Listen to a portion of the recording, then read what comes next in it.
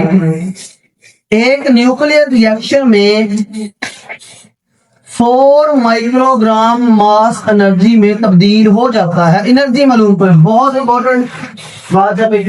Math बेटा आपको दे दिया 4 माइक्रोग्राम और आपसे डिमांड की गई है किसकी?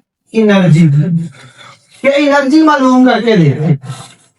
अब यहां पर मैस एनर्जी रिलेशन जो है उसका हमने सहारा लेना है और मैस एनर्जी रिलेशन का फॉर्मूला आपको पता होना चाहिए। E = mc²। ये है इसका बेसिक फॉर्मूला। अब यहाँ पर हमारे पास C जो है ये क्या है? C है स्पीड ऑफ लाइट और इसकी वैल्यू है 3 × 10⁸ मीटर पर सेकंड और ये फिक्स है। ये आपने इतनी ही याद रखनी। मैस आपके पास किलोग्राम में होना चाहिए लेकिन यहाँ पर मैस आपके पास माइक्रोग्राम में है। आपने इसको किलोग्राम बनाना है तो सारी गेम यहाँ पर है कि मैस को किलोग्राम कैसे बनाए। अब देखिए 4 माइक्रो का मतलब है 10⁻⁻⁶ और ये हमारे पास ग्राम। माइक्रो खत्म हो गया, प्रीफिक्सेस की कीमत पुट कर दी, प्रीफिक्सेस हो गया खत्म। अब आ गया ये ग्राम। अब जब ये ग्राम में आया तो हमने इसको किलोग्राम बनाना है। हम इस वैल्यू को क्या करते हैं? किलोग्राम बनाने के लिए तकसीम कर देते हैं 1000 से। जब 1000 से तकसीम करेंगे नीचे 10 की ताकत 3 है, ऊपर 10 की ताकत -6 है तो ये 4 × 10⁻⁻⁶ -3 तो बेटा ये 4 × 10⁻⁹ किलोग्राम आ जाएगा। तो देखिए ये हमारे पास मैस आ गया किलोग्राम में। जरूरी नहीं कि मैंने ये पूरी फिक्स या साइंटिफिक नोटेशन में लिखा है, आप भी वैसे लिखिए, इसको पॉइंट में भी लिखा जा सकता है लेकिन वो फिर स्पेस ज्यादा कवर करेगा, इसलिए हमने इसको ऐसे रखा। अब ये होगी हमारे पास C की वैल्यू और ये आ गया हमारे पास किलोग्राम के अंदर मैस है। हमने मालूम करना है एनर्जी को। ये इक्वेशन है हमारे पास, दोबारा लिख लेते हैं। E = mc²। m की वैल्यू 4 × 10⁻⁹ मल्टीप्लाई C की वैल्यू ये हमने 3 लिखना है इसको। यहाँ पर वैल्यू याद रखिएगा 3 × 10⁸ है तो ये आपके पास 3 × 10⁸ इसका स्क्वायर।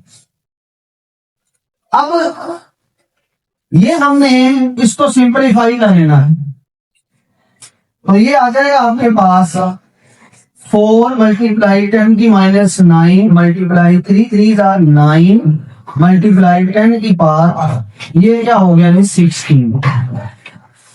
तो ये हमारे पास आंसर आ गया C का जब स्क्वायर है। इन दोनों को मल्टीप्लाई करेंगे। 9 को 4 से मल्टीप्लाई किया तो आपको पता है 9 4 बार 36 मल्टीप्लाई 10⁻, ये 16 है, ये 9 -1 है। 16 में से -9 हुए तो क्या बच गया भी आपके पास? 8 बच गया आपके पास। कितना बच गया? 7। तो ये हमारे पास आंसर आ गया एनर्जी का, किसमें? जूल। तो 16 - 9 करना है, 10 की ताकत 7 आ गई। अब ये है जूल में, हमने आंसर इसको प्रीफिक्स की फॉर्म में लिख लेना। तो वो हम कैसे लिखेंगे? हम इसको कन्वर्ट कर लेंगे करीब तरीन प्रीफिक्स में, और करीब तरीन प्रीफिक्स इसके कौन सी है? मेगा।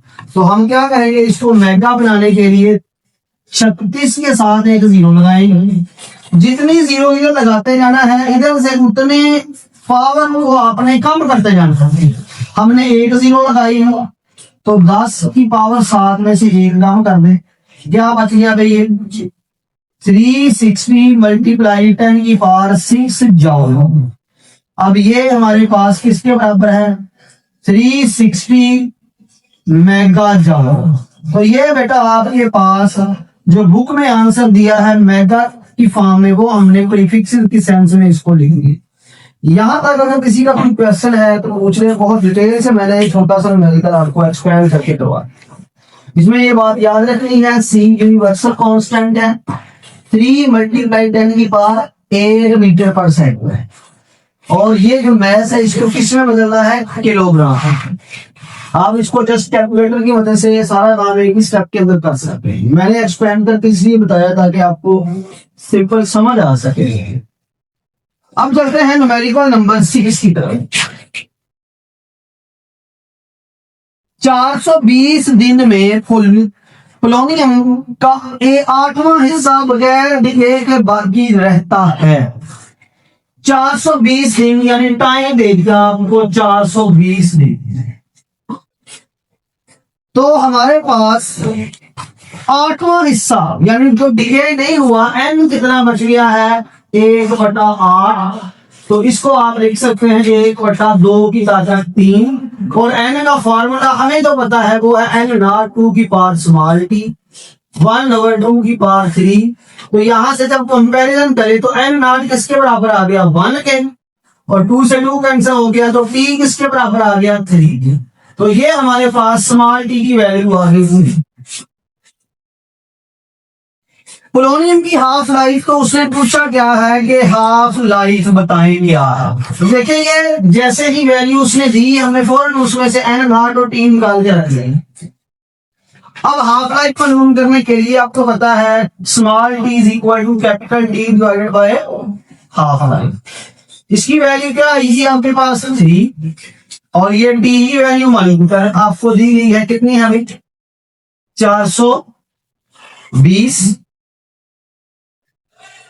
और टी हाफ लाइफ जो है ये आपने मालूम करो, टी हाफ लाइफ 3 की जगह आ जाएगा, और 420 को आप बेटा क्या करें, 3 पे तकसीम कर, 420 को तकसीम करें 3 पे, तो ये आपके पास आंसर आ जाएगा 140 दिन। क्योंकि ये सारी चीजें आपको दिनों में दी है, इसलिए मैं यहाँ पर सिर्फ ऐसे छोड़ रहा हूँ।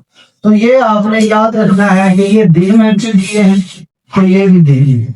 तो ये था आपके पास न्यूमेरिकल नंबर 6। आपने जितने भी न्यूमेरिकल किए हाफ लाइफ के कंसेप्ट में, उसमें सिर्फ ये 2 बेसिक फॉर्मूले इस्तेमाल होंगे, इनको आपने अच्छे से याद कर लेना है। स्मॉल ये n जो है, इसका मतलब क्या है, नंबर ऑफ एटम्स जो डिके नहीं होते, जो बाकी बचते हैं, और n नॉट शुरू में कितने थे। तो ये आपके पास 2 फॉर्मूलों की मदद से आपके न्यूमेरिकल नंबर 6 सॉल्व करनी है। इसमें कोई क्वेश्चन है किसी का पूछ ले। तो ये था हमारे पास न्यूमेरिकल नंबर 5 एंड 6।